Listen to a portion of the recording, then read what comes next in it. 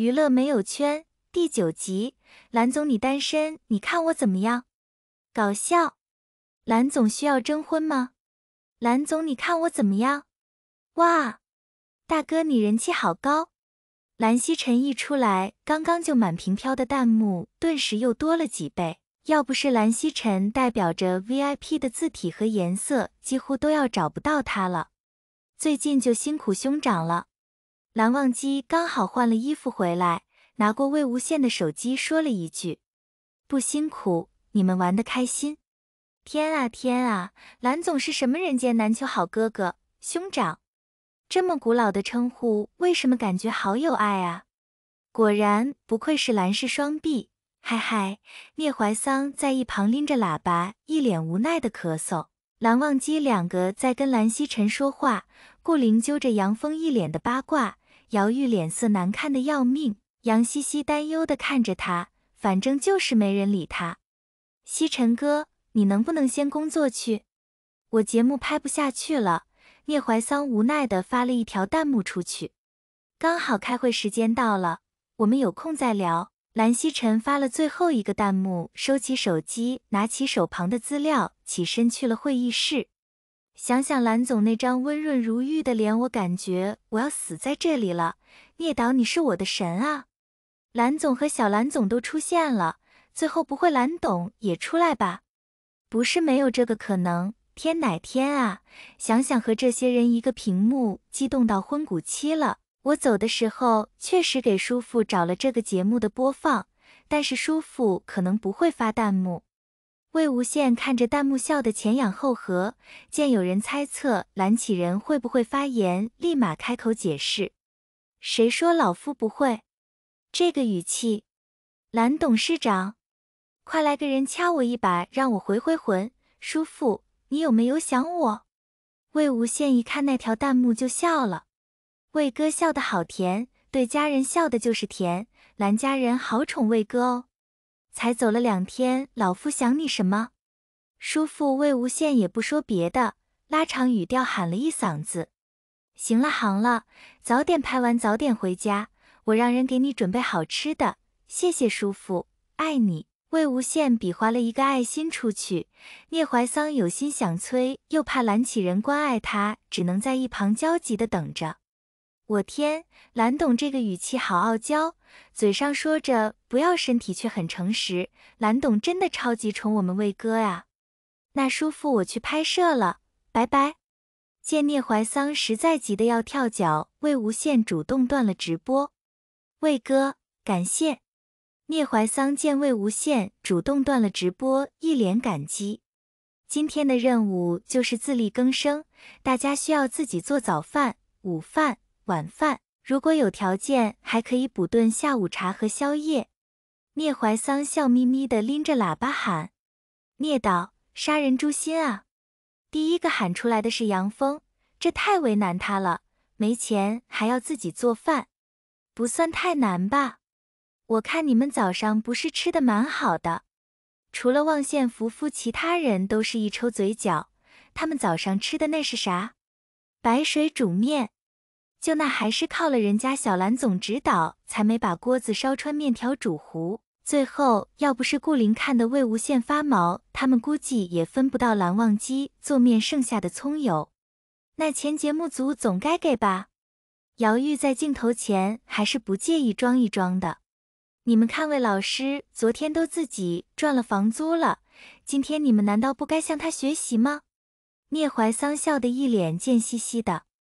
好了，时间不早了，大家抓紧时间，马上一会就中午了。聂怀桑见其他人还想说话，连忙转移话题。魏老师，你昨天怎么赚的钱？顾灵觉得自己跟魏无羡稍微熟悉了那么一点，所以直接上来问。告示栏里贴的有招聘信息，你们看着自己会什么，然后去找就是。魏无羡导也不吝啬，把自己昨天做的事都说了一下。感谢魏哥，魏哥长命百岁，幸福美满。顾灵双手合十，非常真诚地感谢魏无羡。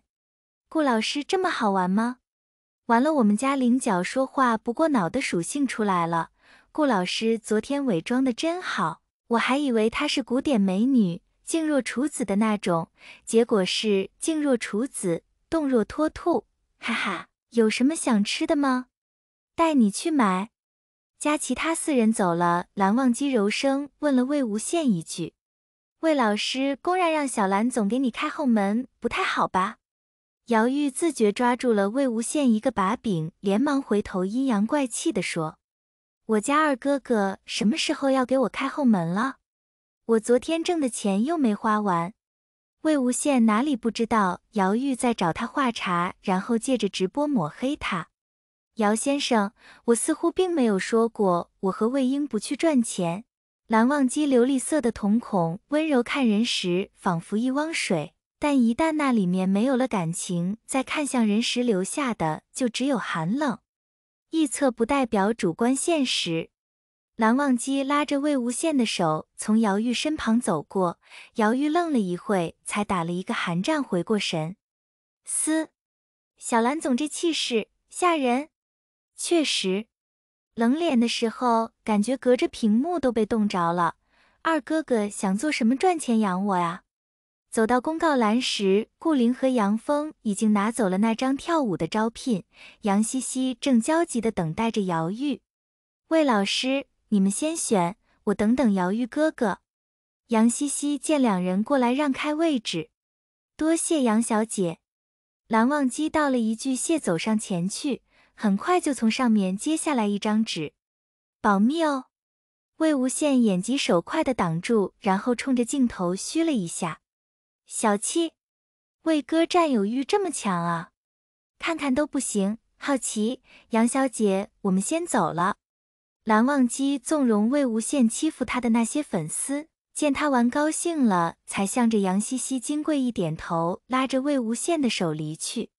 自3人接下任务，直播镜头就分了开来。魏无羡那一个举动吊足了胃口，所有人都想知道蓝忘机究竟接了什么招聘，一个个的全挤在了他的直播间，顿时直播间就卡了好几回。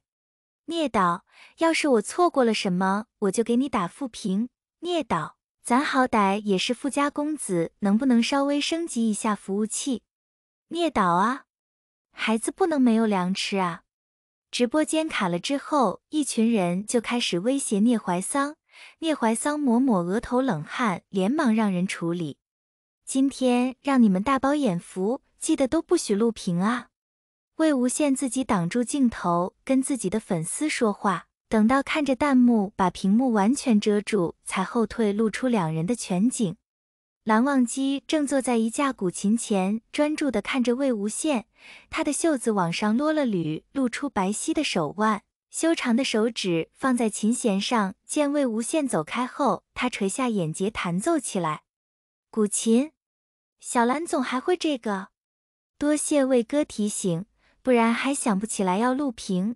我仿佛看见了神仙。前面的姐妹，不是错觉，我也看见了。蓝忘机有段日子没有抚琴了，技法指法都还在，他迅速地沉浸进去，一曲琴曲袅袅余音不绝。不错，多日不弹，仍旧手法娴熟，看来是不曾懈怠，不错不错。等你们回来，我们合奏一曲吧。许久不曾合奏了，前面的这2位是蓝董和蓝总吧？姐妹，这不是肯定的吗？听蓝总这语气，他们3个还合奏过，好奇魏哥和蓝总学的什么乐器了。魏无羡没给他们猜测的机会，从一旁的架子上拿起一支笛子，跟着蓝忘机的节奏合了进去。笛子，魏哥居然会吹笛子，这么一瞬，蓝总莫非学的箫？